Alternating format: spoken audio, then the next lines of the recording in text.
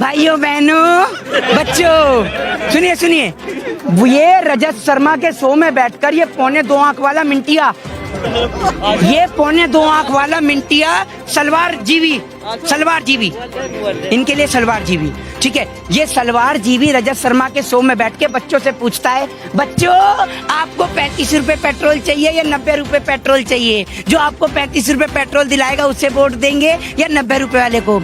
अबे काने, तू पतंजलि में पेट्रोल भी बनाने लग गया क्या? भाई वाह, सुनो सुनो, एक बोरी अरे आप कह रहे हैं 2000 रुपए में एक बोरी खाद आ जाती है। इन्होंने क्या हेमा मालिनी की तरह अपने घर की छत पे गन्ना उगा रखा है क्या कि एक बोरी खाद में काम चल जाएगा? आप गए थे मुंबई, आप गन्ना खा गए क्या? भाई आप तो क्या है, जब देश के सारे पत्रकार कह रहे हैं, देश की मीडिया के जो बिकाऊ पत्रकार हैं वो कह रहे हैं, देश के नेता कह रहे हैं कि ये खालिस्तानी है, पाकिस्तानी है, आतंकवादी हैं, तो भैया सारे तो जो किसान हैं वो तो पहुंच गए हैं। आपने देखा संसद के अंदर हेमा मालिनी पहले फ्लोर पे गन्ना उगा रही हैं, दूसरे पे मक्का और तीसरे पे ज्वार, तो उनके लिए तो 2000 बहुत है। एक कट्टा खाद में तीनों जगह डल जाती है उनकी खाद। सुनिए, मैं बोलता रहता हूँ, भाइयों और बहनों, गरीबी क्या होती है? गुजारा करता है। गरीब कैसे गुजारा करता है और कैसे अपना घर चलाता है, ये सिर्फ गरीब ही समझता है। ये देखिए 10 लाख का सिर लेकर 1.5 लाख का चश्मा पहनकर ये गरीब देखिए, इस इंटरनेशनल गरीब को तो ढूंढिए, ये गरीब कहाँ से आ गया?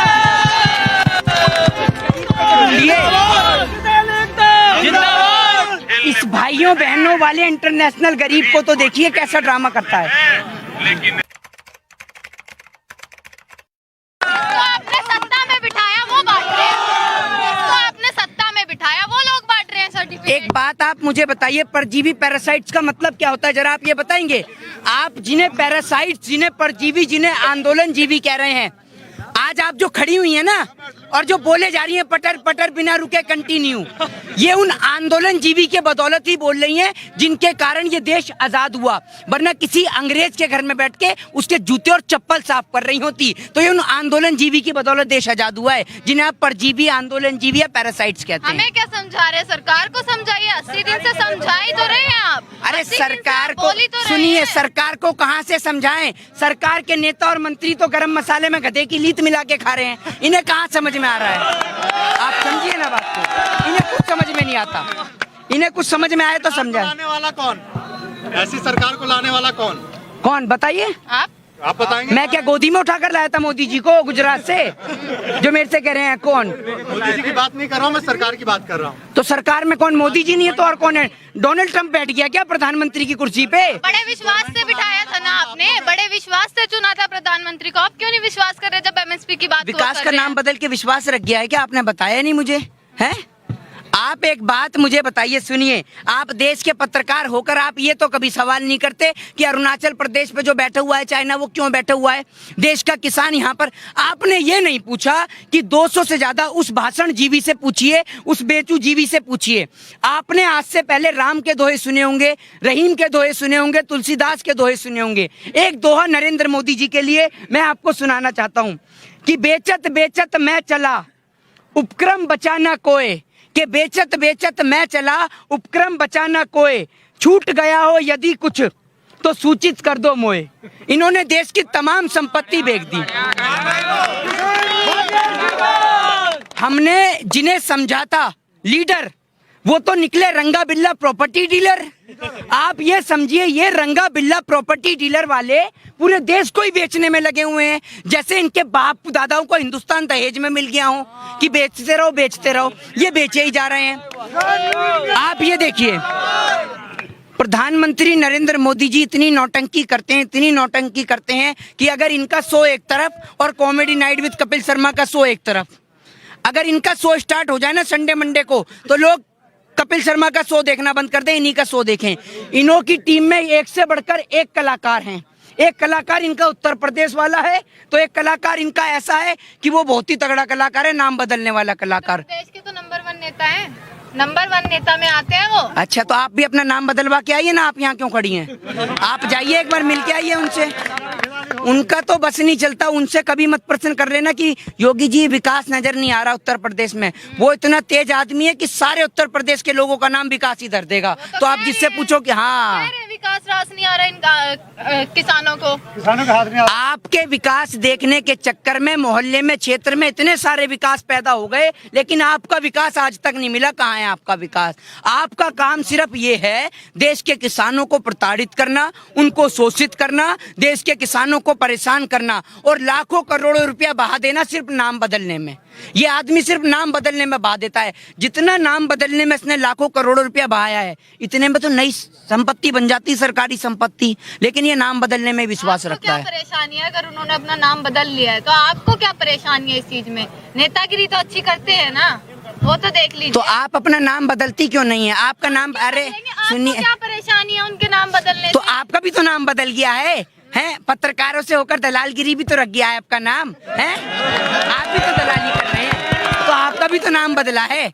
आप अपना नाम तो नहीं बताती कि आपका नया नाम रख दिया। जब योगी जी नाम बदल सकते हैं तो देश की जनता भी तो नाम बदल सकती है। तो देश की जनता ने पत्रकारों का नाम दलालगिरी रख दिया, तो इसमें आपको क्या आपत्ति है? ये बताइए ना, कोई आपत्ति है आपको इससे? कौन से पत्रकारों को क्यों कह रहे हैं आपत्ति है? आप? कौन से पत्रकार हो? यहाँ जितने भी पत्रकार मौजूद है वो किसानों के समर्थन वाले पत्रकार हैं। तो आप फिर भी आपको परेशानी तो है? आप किसान, भी आपको परेशानी, आपको चाहिए क्या फिर? परेशानी को क्या, मैंने इनको क्या कह दिया भैया? ऐसा जो परेशानी हो गई, आपने कहा कि अच्छा काम कर रहे हैं, जब आप सरकार की वकालत करेंगी तो प्रश्न का जवाब भी तो देना पड़ेगा। मतलब नहीं, आप एक बात मुझे बताइए, आप प्रश्न कर रहे हैं, ठीक है, और मैं कह दूं जी योगी जी ठीक कर रहे हैं, तो आप शांत हो गई। तो आप सुनिए, अरे सुनिए, मैं मोहित जी सुनने हैं, मोहित जी आप ही की सुन रहे हैं पिछले 6 महीने से, लेकिन आपकी सुनने का कोई फायदा नहीं है। आपकी और एक वो 24 घंटे आ जाता था, पूछता है भारत, पूछता है भारत, पूछता है भारत। अरे जय किसान, आपने ही देखकर नंबर 1 चैनल बनाया है, टीआरपी बढ़ा दी देख कर आपने। मेरे घर के अंदर आप एक बात मुझे बताइए ना, मेरे घर में, अरे आप फिर वही बात, सुनिए, यही पूछ लीजिए। यही गड़बड़ है देश के पत्रकारों की, यही गड़बड़ है। आधी अधूरी जानकारी हर चीज के लिए हानिकारक होती है। आपने टीआरपी स्कैम घोटाला नहीं सुना था क्या? तो आप कह रही हैं, आप तो ऐसे कह रही हैं जैसे मेरे घर में सर्टिफिकेट छप रहे थे, मैंने अर्नब गोस्वामी को पकड़ाया, इधर आ रहे ले सर्टिफिकेट पकड़। कोई एक्शन होता तो आगे की परीक्षा आप एक बात मुझे बताइए, आप देश के किसान को, जो देश की सरकार खालिस्तानी, पाकिस्तानी और आतंकवादी कह रही है, आप में से एक भाई, एक पत्रकार जरा आगे आइए अपना कैमरा छोड़कर, आज मैं आपको समाधानी करा दूं आपकी सारी मनसा का। एक आइए, अरे आइए ना, अरे आपके साथ 3 पत्रकार खड़े हैं। देखिए सुनिए, आप लोगों का सहयोग और साथ है, लेकिन आप लोगों के सहयोग और साथ के जरिए उन देश के तमाम लोगों को मैसेज और संदेश देना हमारा कार्य है, जो देश के किसान को खालिस्तानी, पाकिस्तानी और आतंकवादी कहने। एक मेरा भाई आप आइए, आज देखिए, क्योंकि ये पूरे देश के अंदर ये मैसेज दिखाना बहुत जरूरी है। आप माइक पकड़िए 1 मिनट आराम से। मेरे भाई आप इधर आइए, पीछे देश के किसान ही खड़े हुए। भाई सुनो, इसकी तलाशी करो आप, इसकी तलाशी करो आप। इसे आतंकवादी, खालिस्तानी, पाकिस्तानी बता रहे हो ना, तो आज आप ये मैसेज देखो। अरे 1 मिनट रुकिए, आप रुकिए, तो आप इसकी तलाशी लो, उसके पास कौन सा हथियार? कुछ नहीं है हथियार। अरे तो चेक तो करो, ऐसी कैसे हथियार नहीं है, मुझे पता है। नहीं पता नहीं है, आप मुझे पता है इसके पास कोई हथियार नहीं है। मैसेज जाना चाहिए ना। आप जिन्हें खालिस्तानी, पाकिस्तानी, आतंकवादी कहते हैं, वो किसान हैं, और कहता कौन है? 1 मिनट, कहता कौन है? देश की सरकार, देश की सरकार को लाया कौन? यही लाया है, जो आज इसको खालिस्तानी बोलते हैं ना, ये किसान सुनिए, लाया कौन? यही लाया एक बार अगर आप चेक कर आप लेंगे। कौन ऐसा आदमी है जिसको आप छोड़ रहे हैं? आप किसको छोड़ रहे हैं? एक मिनट ये एक मिनट रुको। पत्रकार कभी किसी पर इल्जाम नहीं लगाता। भाई पत्रकार को नहीं कह रहा, आप लोगों के आप माध्यम ये से बता दीजिए किसको टारगेट नहीं करते? आप ही की बता दो। पत्रकार को टारगेट, आप ही बोलिए, सरकार को टारगेट एक बार इन्हें बनाया चेक तो किसने? करिए, चेक तो अर्नब करिए। गोस्वामी को टारगेट उसका चैनल देखता कौन है? कौन देखता है? हम में से कौन देखता है? देश का किसान नहीं देखता। सुनिए अब मेरी बात, अरे अब आप मेरी बात सुनिए, देखने वाला भी वही। आप इसे एक बार चेक तो करिए, आपके माध्यम से मैसेज जाएगा, आप इसको ऐसे ही चेक करिए ना, जो इसके पास क्या जिसपे ये भरोसा करते हैं, जैकेट भी देखिए। वही अगर इसको आज खालिस्तानी भाई बोल रहा मेरे, है, तो गलती किसकी है? सुनिए, इनके भरोसा क्यों? सुनिए, चलिए आपकी खूबियां तो बता दीजिए। हाँ खूबियां नहीं, अरे सुनिए, खूबियां नहीं, इस भाषणबाजी की ऐसी ये नौटंकी और ड्रामेबाजी करता था जिसके अंदर पूरा देश आ गया। अब सुनिए क्या कहते हैं प्रधानमंत्री नरेंद्र मोदी जी। सारे भाई शांत रहेंगे तो सबको सुनाई देगा।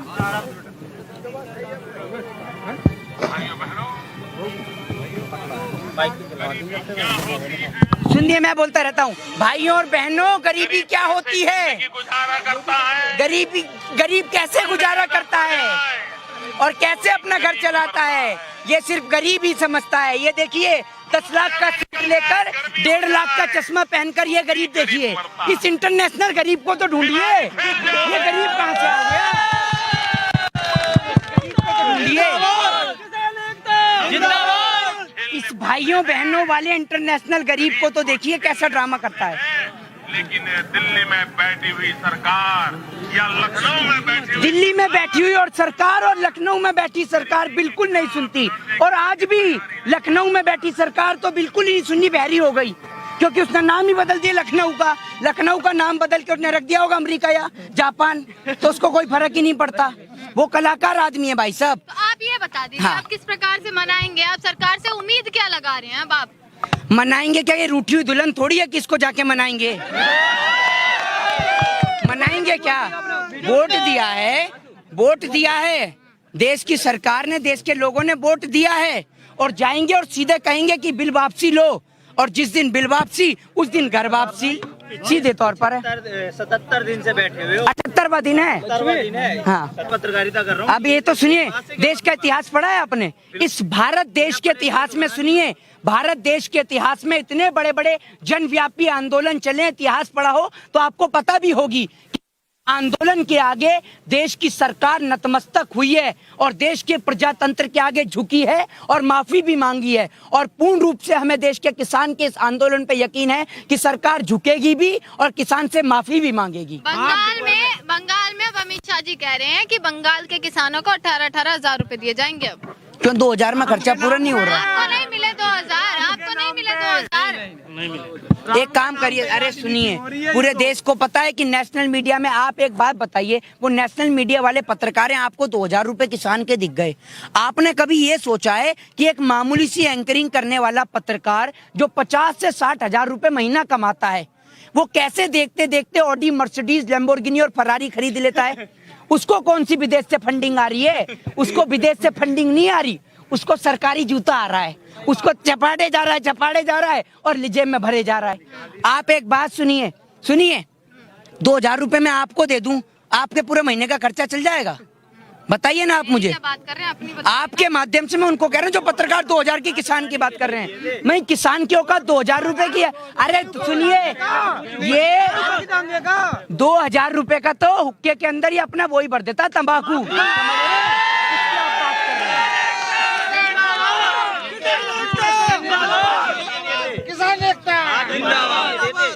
खाद पानी के लिए दिए थे, ना कि आपको तंबाकू भरने के लिए। खाद पानी में 2000 रुपए में खाद आ जाती है, हैं? क्यों आएगा नहीं? एक कट्टे बोरी तो आई जाएगी। वाह भाई वाह। सुनो, एक बोरी का, अरे आप कह रहे हैं 2000 रुपए में एक बोरी खाद आ जाती है। इन्होंने क्या हेमा मालिनी की तरह अपने घर की छत पे गन्ना उगा रखा है क्या कि एक बोरी खाद में काम चल जाएगा? आप गए थे मुंबई, आप गन्ना खा का है क्या? क्या भाई, आप तो कह, जब देश के सारे पत्रकार कह रहे हैं, देश की मीडिया के जो बिकाऊ पत्रकार हैं वो कह रहे हैं, देश के नेता कह रहे हैं कि ये खालिस्तानी है, पाकिस्तानी है, आतंकवादी हैं, तो भैया सारे तो जो किसान हैं वो तो पहुंच गए हैं। आपने देखा संसद के अंदर हेमा मालिनी पहले फ्लोर पे गन्ना उगा रही हैं, दूसरे पे मक्का और तीसरे पे ज्वार, तो उनके लिए तो 2000 बहुत है। एक कट्टा खाद में तीनों जगह डल जाती है उनकी खाद। बहिष्कार तो पतंजलि का भी किया था ना आपने? पतंजलि का भी तो बहिष्कार किया था। आज उन्हीं की कंपनी है जिसने 227 करोड़ का मुनाफा कमाया है। आपने उस काणे से पूछा कि वो रजत शर्मा के शो में बैठकर जो यूं करके, भाइयों बहनों बच्चों सुनिए, ये रजत शर्मा के शो में बैठकर ये 2.25 आंख वाला मिंटिया, ये 2.25 आंख वाला मिंटिया सलवार जीवी, इनके लिए सलवार जीवी, ठीक है। ये सलवार जीवी रजत शर्मा के शो में बैठ के बच्चों से पूछता है, बच्चों आपको 35 रुपए पेट्रोल चाहिए या 90 रुपए पेट्रोल चाहिए? जो आपको 35 रुपए पेट्रोल दिलाएगा उससे वोट देंगे या 90 रुपए वाले को? अबे काने, तू पतंजलि में पेट्रोल भी बनाने लग गया क्या? ये बता ना। तो आज आप उससे क्यों नहीं पूछती कि भैया काणे महोदय, आप 90 रुपए पेट्रोल दिलवा रहे हैं, हम 2 हमारे 2, डीजल 90 और पेट्रोल 100, और ये रहे हैं घर में 100, समझ रहे? तो इनको भी तो पूछिए आप। आगे क्या प्रयास करने वाले हैं? किस प्रकार से अब आंदोलन को देख रहे हैं आगे की तरफ? देखिए, देश का किसान का आंदोलन लगातार चल रहा है और देश का किसान अपनी मांग पे अडिग है, और जब तक देश की सरकार किसानों को लेकर बात नहीं करेगी, क्योंकि आप ये समझिए जो सरकार मंडियों की बात कर रही है, इन तीनों बिल के अंदर पॉइंट को आप रीड करके देखिए, मंडियों का कोई जिक्र ही नहीं है। तो जो देश की सरकार जो किसानों को लेकर बात कर रही है, ये किसान हितैषी सरकार है ही नहीं। अगर किसान हितैषी सरकार होती तो किसानों के हित में सोचती। एक बात आप मुझे बताइए, मैं आपसे कहूं कि आप मेरी जैकेट पहन लीजिए, आप पहन लेंगी? आप मना करिए, मैं नहीं पहननी, मैं आपको जबरदस्ती कह रहा हूँ पहन ले, तो मैं क्यों कह रहा हूँ? जब आपका मन ही नहीं है पहनने का तो आप नहीं पहनेंगी। तो आप देश, हाँ तभी तो पहना, बिल्कुल बिल्कुल, फायदा बिल में नहीं है, फायदा बिल में नहीं है। मैं आपको जैकेट इसलिए पहना रहा हूँ कि वो सामने वाला बंदा कह रहा है कि तू पत्रकार से शर्त लगा ले मुझसे कि ये पत्रकार तेरी जैकेट नहीं पहनेगा, तो मैंने उससे जो 2000 रुपए की शर्त लगा रखी है उसके कारण मैं आपको जैकेट पहना रहा हूँ। तो जो आप समझ लीजिए, इन्होंने नेताओं ने जो टोपी पहना रखी है ना, जो करोड़ों रुपए की टोपी पहन रखी है इन्होंने, वो टोपी किसान के सर पर ढकना चाह रहे हैं। अच्छा, एक आखिरी सवाल, आप 26 जनवरी को ट्रैक्टर परेड करते हैं, आपकी फेल होती है। जी। दूसरी बात, चक्का जाम करते हैं, वो आपका फेल होता है। अब आप बोल रहे हैं कि हम 12 तारीख को जो है टोल फ्री करेंगे राजस्थान में। आप चुनाव की तैयारी कर रहे हैं कि जो राजस्थान में आप टोल फ्री करेंगे, जबकि आपका तो ये किसान आंदोलन है। एक बात मुझे बताइए मेरे भाई, आपने बोला कि 26 जनवरी 6 फरवरी की जो किसान का जो भारत बंद था वो असफल रहा। कैसे असफल रहा? ये भारतीय जनता पार्टी के कार्यकर्ता नहीं है, आप इस बात को समझिए। ये हमारे देश का किसान है जो अपनी भारत माँ से प्रेम करता है।